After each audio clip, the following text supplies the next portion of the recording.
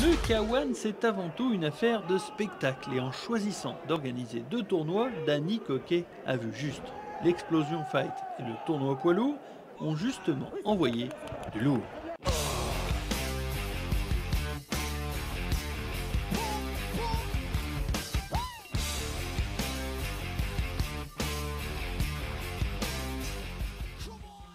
Jordan Levra a ainsi disposé de Michael Longin par KO au deuxième. Et pour le tournoi poids lourd, le Lituanien Arnold Oborotov a été inarrêtable, notamment en finale face au Franco-Camerounais Daniel Lanty. Oborotov va mâcher son adversaire et l'obliger à ne pas repartir à l'appel de la deuxième reprise. Mais la soirée révélait aussi son lot d'autres beaux combats, notamment en full contact où la majeure partie des Aubois était engagée. Si Roxane Pinson eut un peu de mal à se défaire de son adversaire dans sa catégorie des moins de 65 kg, le match opposant Soufen Moueli au Vosgien Dany Laurie a montré un combattant désinhibé et menant au point de bout en bout dans cette rencontre. Logique alors que l'arbitre le désigne vainqueur logiquement à l'issue du match. Double pression, pression du boxeur et puis pression de son public. Voilà, on essaie de faire plaisir à tout le monde et surtout à soi-même et chercher une deuxième confiance.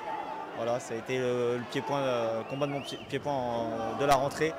Voilà, et je suis vraiment content et ça, l'émotion est là, quoi. Même réussite pour les Aubois engagés dans le K1. Si Contrôle eut plus de mal à se défaire de son adversaire dans la catégorie des moins de 75 kg, Timothée Daniel paraissait quant à lui bien parti dans les premiers rounds du match, l'opposant à Robin Dubois de Montdidier.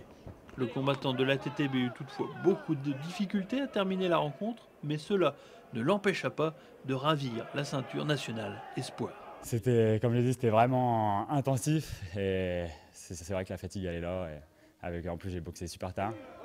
J'ai boxé tard, la fatigue de toute la journée.